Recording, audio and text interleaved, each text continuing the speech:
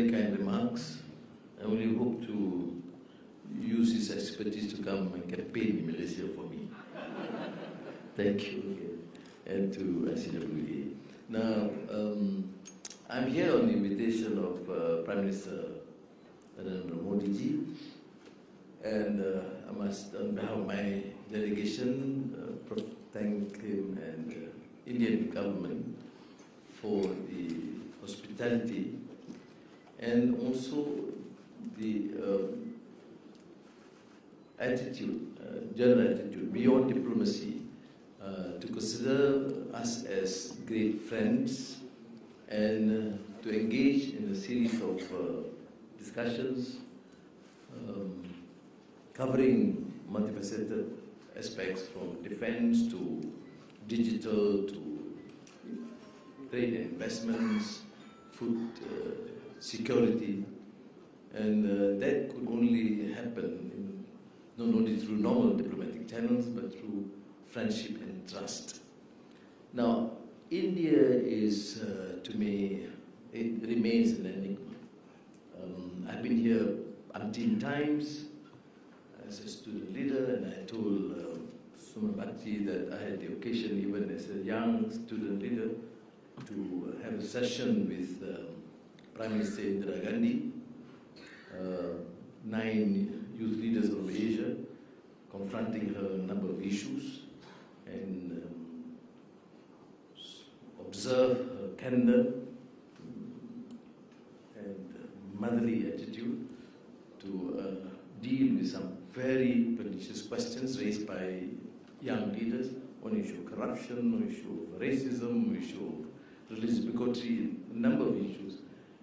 And so that shows somewhat a familiarity with India. I was at the ICWA Kendra some years back. No, not some years back, some decades back.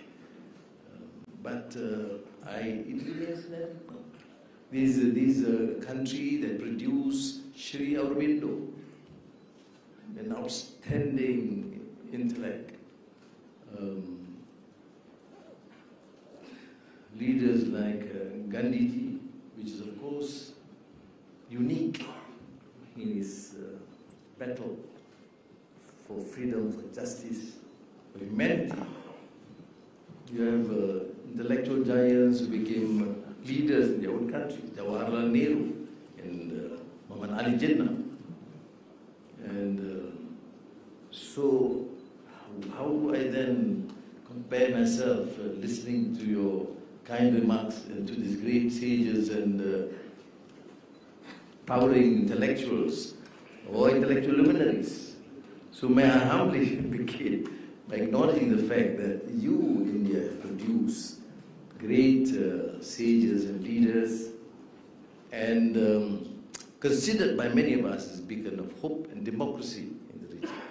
I will not denying the fact that you also have to grapple with some serious issues of affecting the minorities, of religious sentiments, but our hope is that India continue to play its role, rightful role, because I mentioned to Prime Minister Modi, these are the years when Nehru and Chow En-lai and Sukarno and Nyerere were all there standing up for the global south against colonialism and imperialism, and to struggle to ensure that we recognize what humanity is about, what freedom is all about, and what dignity of men and women.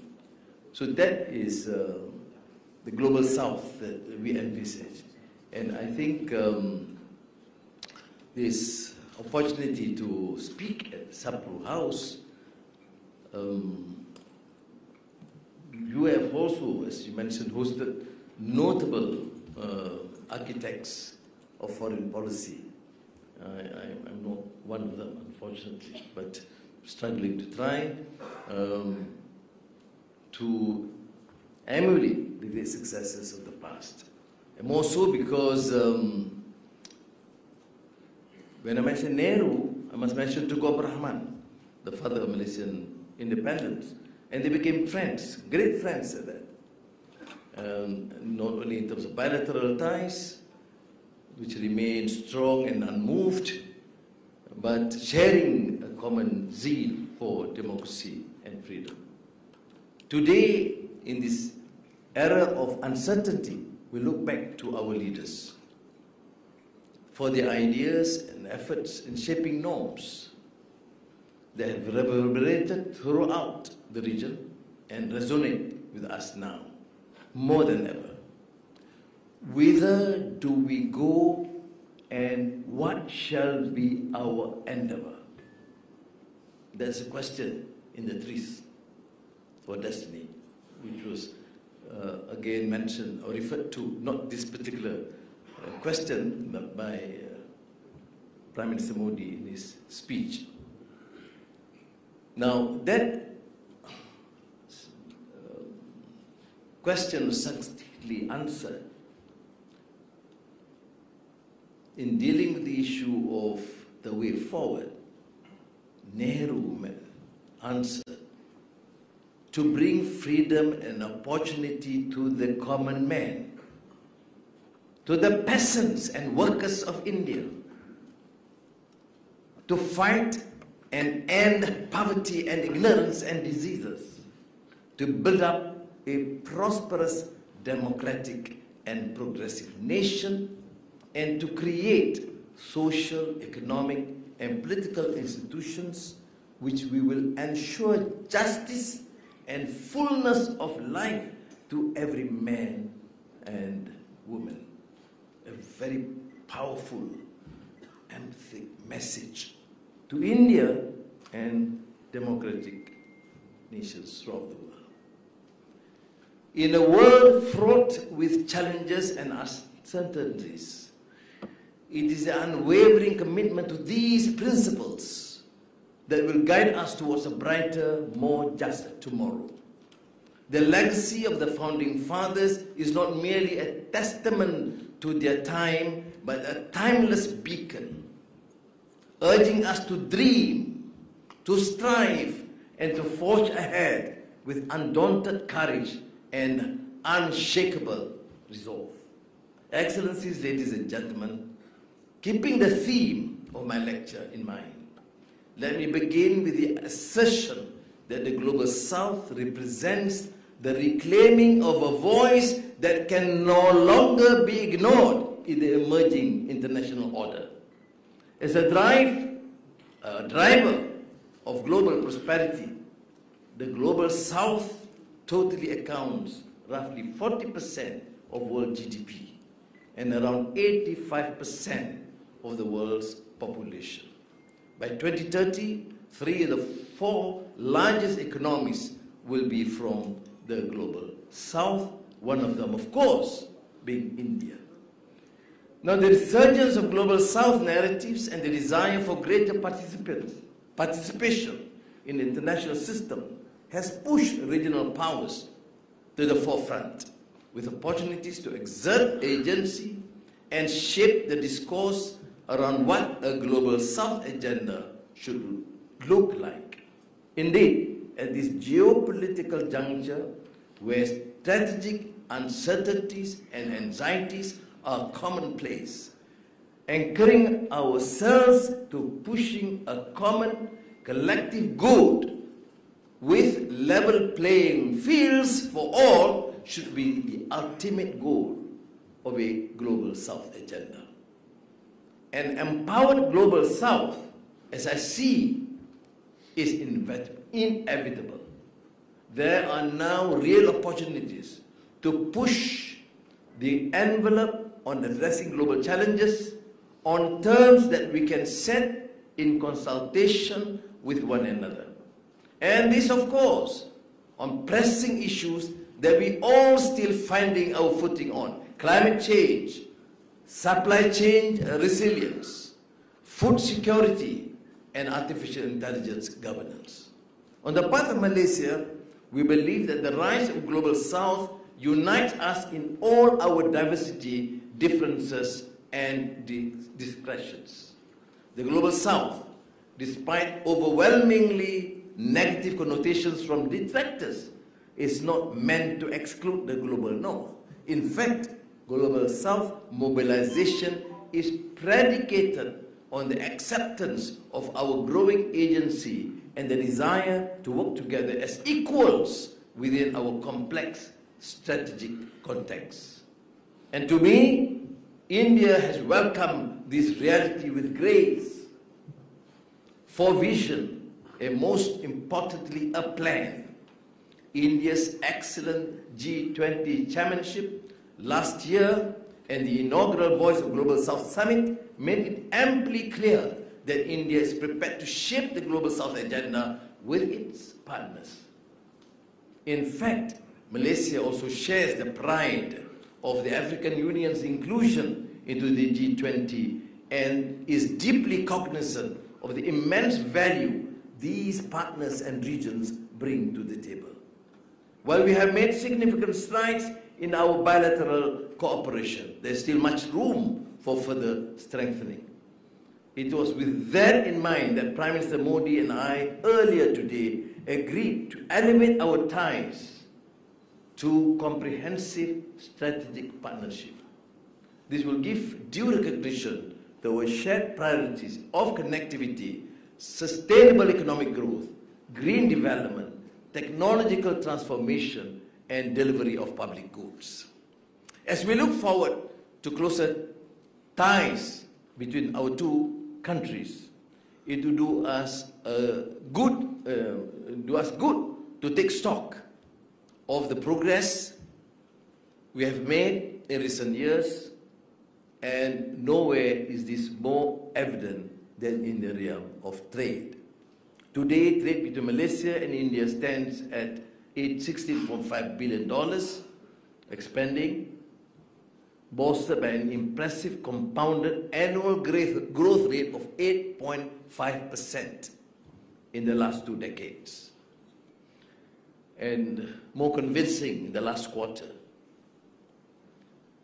This growth trajectory is not just a statistic, but a testament to the deepening economic linkages facilitated by the framework such as the Malaysia-India Comprehensive Economic Cooperation Agreement and the ASEAN-India Free Trade Agreement. Moreover, the evolution of trade composing between our nations, the trade composition between our nations, with our mirrors the broader economic transformations within Malaysia and India. 2 decades ago, palm oil and petroleum products dominated Malaysia's export to India, making up nearly 2/3 of the total. However, as Malaysia's economy has diversified, so too has our trade portfolio. Today, these primary commodities account for just 1/3 of exports to India, with electrical and electronic products becoming key export items. This shift underscores Malaysia's transition towards higher value-added industries. Clearly, both Malaysia and India have come a long way in our economic partnership.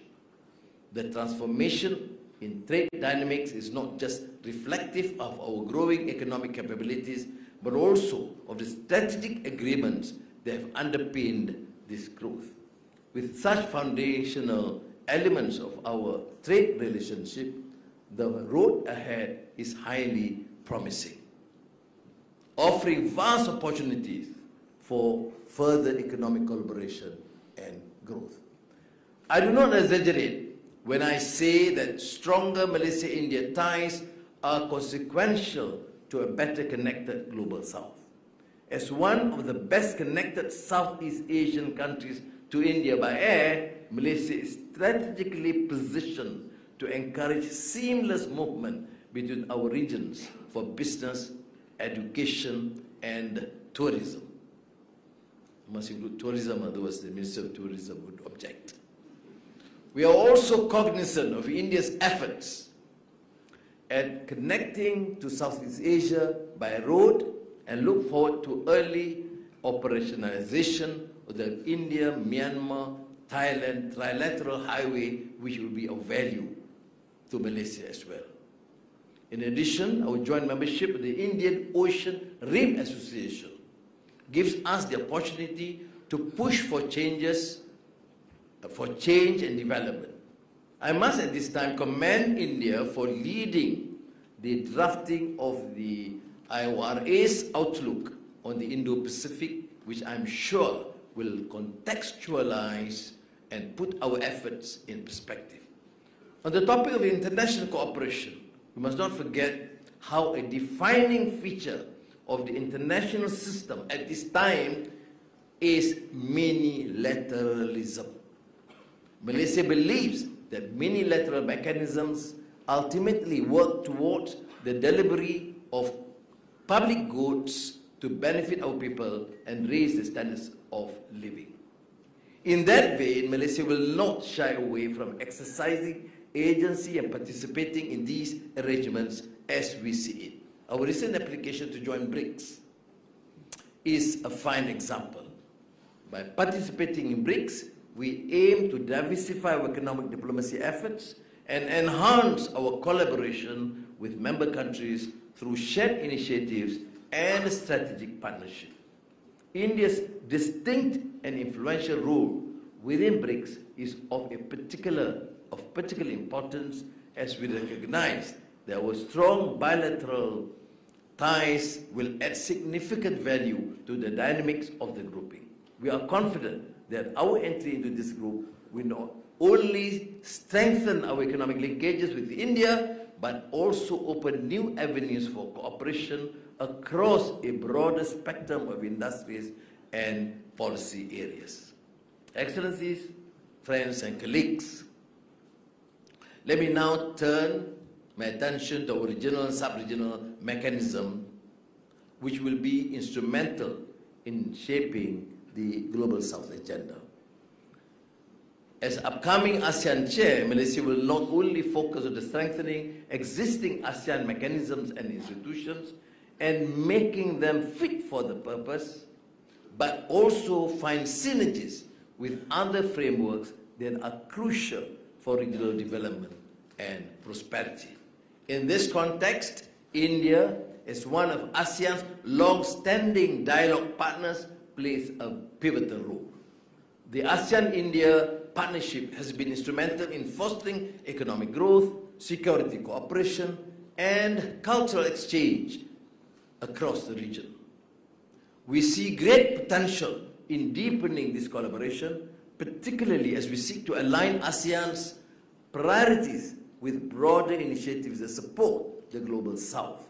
By working closely with India and other dialogue partners, we can ensure that ASEAN remains at the forefront of regional integration and continue to be a driving force for sustainable development in the region. Our centrality is pivotal because we can now engage with India, with China, with the United States and Europe that will strengthen not only ASEAN, but the trading, investments, and diplomatic skills and also engagements with other parts of the world. Now, secondly, enhanced engagement between ASEAN and the Bay of Bengal initiative for multi-sectoral technical and economic cooperation will not only connect our regions, but shed light on challenges, needs, and priorities which are not always considered mainstream. These challenges, which may be rooted in the very geography that shapes our landscapes, the unique demographics that define our populations, or the particular resources that sustain our livelihood, are the silent yet potent forces that must be acknowledged and addressed. In this endeavor, the essence of the Global South agenda must be nothing less than an intrinsic mobilization, one that is firmly anchored on our shared norms and values, and which honors the extraordinary diversity that characterize the Global South. I made a visit to India in an unprecedented time. Competition, rivalry, and intense geopolitical flux is now status quo. We live and breathe in interregnum, waiting for life as we know it to stabilize and revert to a phase we are familiar with. But the harsh reality is that institutions and structures that we have known to function and thrive with can no longer respond effectively to the challenges of the day. India, as a rising power, has shown remarkable resilience and acumen in navigating the geopolitical uncertainties we find ourselves in today. India's unique multi-aligned approach, which requires an astute and adept compartmentalization of priorities and challenges, is worth learning from, especially from the vantage point of Southeast Asian country at the heart of the emerging Indo-Pacific order. Let me pause and reiterate that the relationship between India and Malaysia is forged on the anvil of robust, vibrant, and animated trade, commercial, and cultural ties. But above all, fortified through shared experiences, a common goal, and thriving on the familial bonds of kinship going back centuries. Our ties possess a formidable power to shape perceptions, a unique dynamic testifying to the extraordinary nature of our connection, one that transcends mere diplomacy and touches the very core of our shared existence.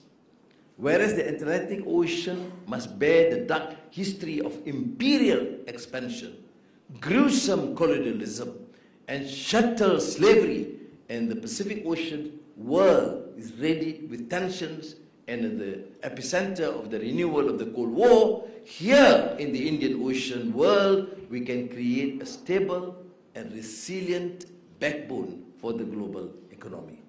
We must say no to the naysayers who contend that multiculturalism, inclusivism, and shared prosperity are mere constructs of convenience. They are impossible of fulfillment because, as they say, man is an economic animal driven by the instinct of self-preservation and self-aggrandizement.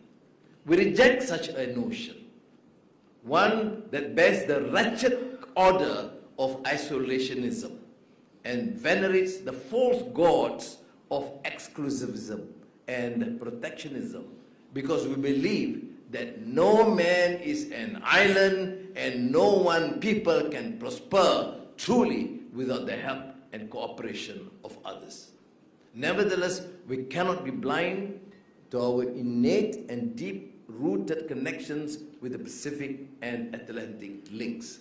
We are not in the business of building doors, let alone walls, but in fortifying the bridges that bind. The immortal words of Mahatma Gandhi come to mind. Hate the sin and not the sinner is a precept which, though easy enough to understand, is rarely practical or rarely practiced.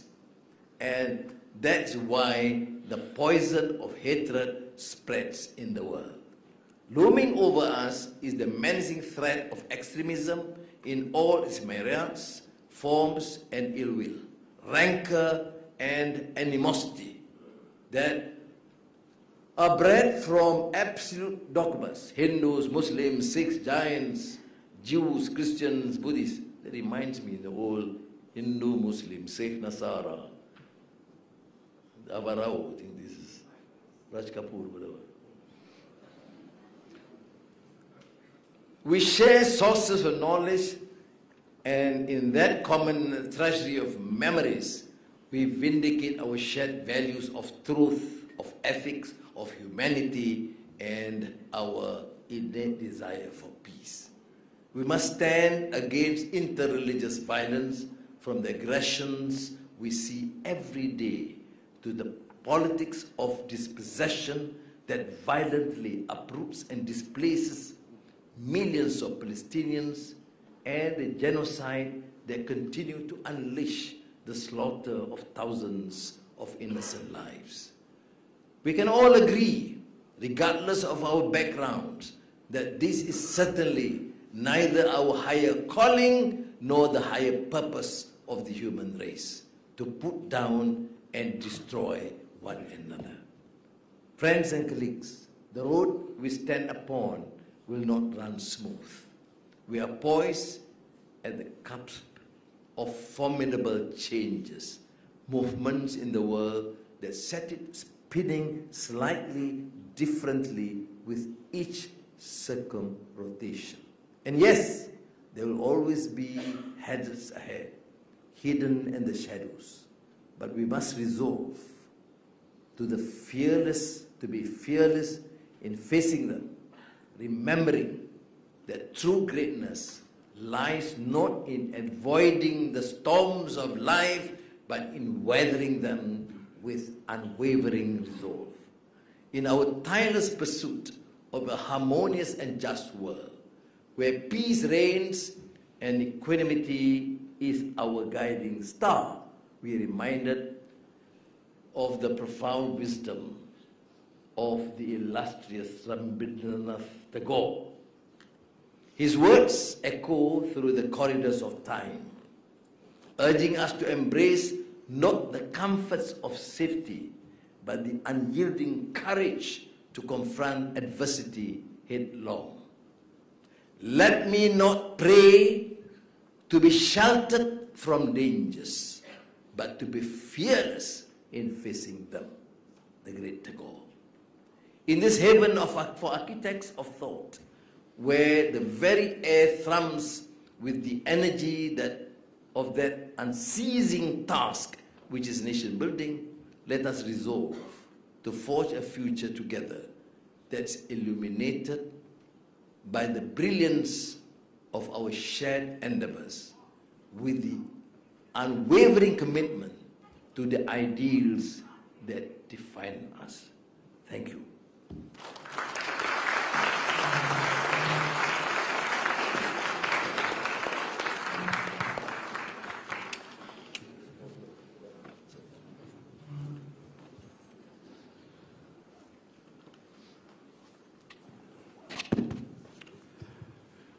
Thank you very much, Your Excellency, for those inspiring remarks, the words of a true visionary. Ladies and gentlemen, we have time for Prime Minister's kindly agreed to take a few questions, so we have a few minutes for that.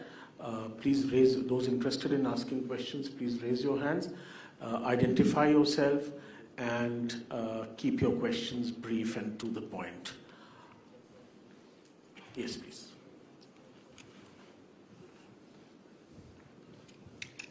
Hello, my name is Shreya. I'm a student from Lady Shri Ram. And this year, India hosted a multilateral military war game called Milan. And Malaysia, along with other ASEAN countries, participated as well. So do you think this could collaboratively lead to an effective development in a strategic maritime security strategy that could potentially address the challenges in the South China Sea and the Malacca Strait, such as IUU, fishing, etc., and also tackle the potentially restrain China's Blue Dragon strategy? No, I think I will respond briefly to say that the ASEAN position, the Malaysian position of centrality to engage with all countries. We have not encountered problems with India. Therefore, we continue to have an engagement, including common defense strategy.